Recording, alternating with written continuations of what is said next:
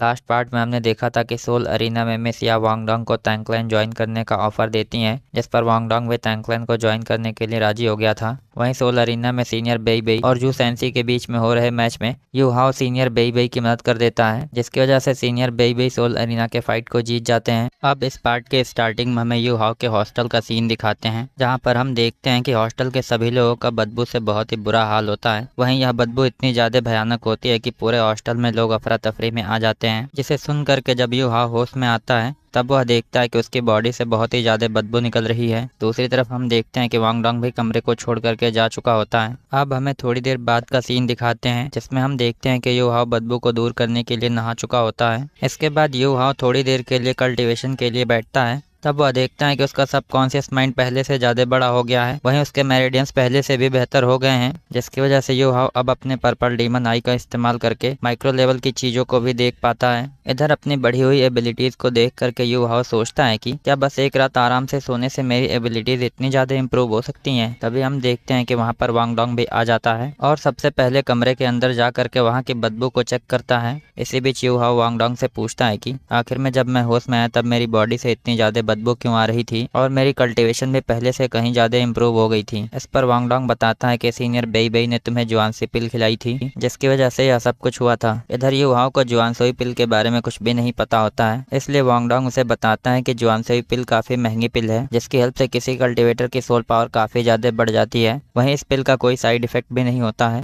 लेकिन जब यह पिल किसी कल्टीवेटर की बॉडी में काम करती है तब वह उसकी बॉडी से सभी तरह के इम्प्योरिटीज को बाहर निकाल देता है। इसके बाद हम देखते हैं कि यह सब कुछ बताने के बाद वांगडोंग कहता है कि मेरे ख्याल से अब तुम्हें समझ में आ गया होगा कि तुम्हारी बॉडी से इतनी ज्यादा बदबू क्यों आ रही थी। इधर हम देखते हैं कि यह सब कुछ सुन करके यू हाओ समझ जाता है कि आखिर में उसके साथ क्या हुआ था। तभी वांगडोंग यू हाओ से कहता है कि तुम्हें मेरे साथ ब्रेकफास्ट करना होगा, क्योंकि मैं 2 लोगों का ब्रेकफास्ट खाना चाहती हूँ। यह सुन करके यू हाओ बहुत ही प्यार से वांगडोंग से कहता है कि खाने को तो तुम 4 लोगों का भी ब्रेकफास्ट खा सकते हो, लेकिन क्या तुम जानते हो कि ऐसा करने के बाद तुम एक मोटे सांड बन जाओगे। यह सुन करके वांगडोंग चिल्लाता है कि इससे तुम्हें कोई फर्क नहीं पड़ता। तब हम देखते हैं कि यू हाओ जू सेंसी के दिए हुए गोल्डन कॉइन को लेकर के वांगडोंग के साथ ब्रेकफास्ट करने चला जाता है। वहीं ये लोग ब्रेकफास्ट करने के बाद उस जगह पर जाते हैं जहाँ से इन लोगों को सी गॉड हॉल आइलैंड दिखाई देता है। वहीं जब ये लोग यहाँ पर आराम करने के लिए बैठते हैं तब यू हाओ कहता है कि एक्चुअल में यह आइलैंड श्रेक एकेडमी के रियल और इनर डिसाइपल्स का हॉल है। वहीं सीनियर बेई बेई भी अभी आउटर डिसाइपल हैं, इसलिए वांगडोंग क्या तुम अंदाजा लगा सकते हो कि आखिर में एक इनर डिसाइपल कितना पावरफुल होता होगा। इस पर हम देखते हैं कि अभी वांगडोंग कुछ कहता नहीं है,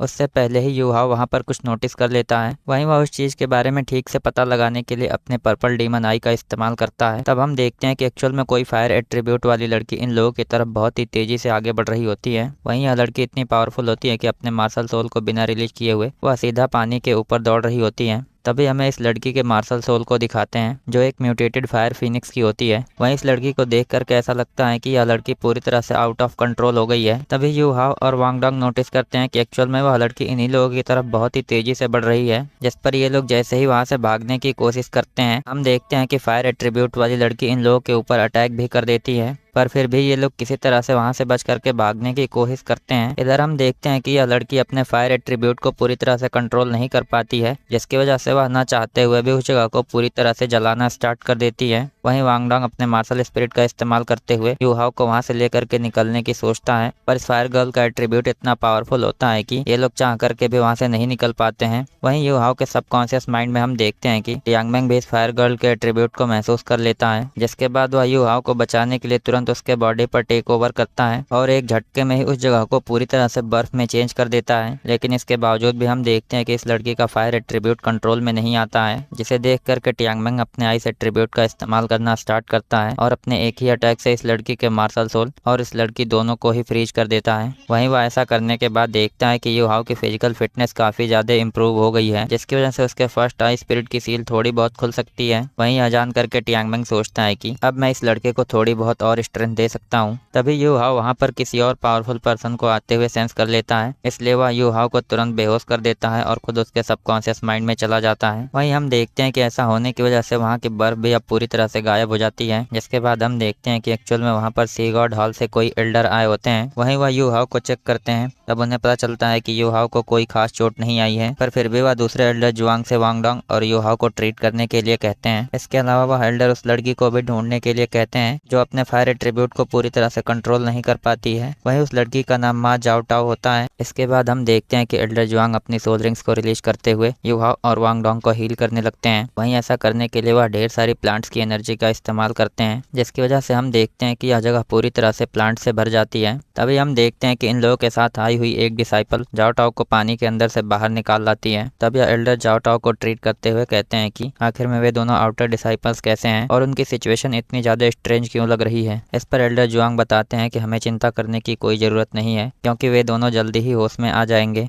यह सुन करके एल्डर कहते हैं कि ऐसा लगता है कि जाओ टाओ ने कोई बहुत बड़ा नुकसान नहीं किया है, लेकिन फिर भी किसी वजह से उसकी मार्शल सोल थोड़ी देर के लिए कंट्रोल में आ गई थी। इसके बाद यह एल्डर जुआंग से कहते हैं कि तुम इन दोनों स्टूडेंट्स को वापस भेज देना और इस मामले को भी संभाल लेना। इसके बाद हम देखते हैं कि यह एल्डर जाओ टाओ को लेकर के अपने साथ वापस चले जाते हैं, जिसके बाद हमें युहाओ को दिखाते हैं। वहीं हम देखते हैं कि युहाओ अपने सबकॉन्शियस माइंड में पहुंच चुका होता है, जहां पर टियांगबेंग उससे कहता है कि तुमने मुझे बहुत ही जल्दी जगा दिया, इसलिए मुझे तुम्हारे ऊपर गुस्सा आ रहा है। यह सुन करके युहाओ कहता है कि मेरे ख्याल से टियांगबेंग तुमने मुझे बचाया था। तब टियांगबेंग कहता है कि हाँ, मैंने ही तुम्हें बचाया था, क्योंकि अगर मैं ऐसा नहीं करता तो तुम उस आग में भुन करके चिकन बन गए होते। वहीं उस लड़की के पास जो फायर एट्रीब्यूट था वह एक डिवाइन बीस्ट फोनिक्स का था, जिसकी ब्लड लाइन एक्चुअल में बारबेरियन से कनेक्टेड है। वहीं अगर ऐसा नहीं होता तो मैं उसे तुरंत ऑन द स्पॉट जान से मार देता। इसके बाद टियांगबेंग युहाओ के फिजिकल एबिलिटी को चेक करते हुए कहता है कि तुम्हारी फिजिकल एबिलिटी बहुत ही ज्यादा इंप्रूव हो गई है, जिसकी वजह से मैंने तुम्हारी बॉडी के ऊपर जो पहली सील लगाई थी वह थोड़ी बहुत खुल गई है। यह सुन करके युहाओ एक्साइटेड होकर के पूछता है क्या तुम सच कह रहे हो। तब युहाओ कहता है कि हाँ, मैं सच कह रहा हूँ, लेकिन मैंने उस लड़की को रोकने के लिए अपनी काफी ज्यादा पावर का इस्तेमाल कर दिया है, जिसकी वजह से मुझे लगभग 1 साल तक फिर से रेस्ट करना होगा। इसलिए हो सके तो तुम कभी ऐसी सिचुएशन में दोबारा मत पड़ना। इसी के साथ हमारा यह एपिसोड यहीं पर एंड होता है। So I hope you guys like this video and subscribe my channel. और अगर आपने लास्ट पार्ट ना देखा हो तो लेफ्ट वाली वीडियो पर क्लिक करके देख सकते हैं।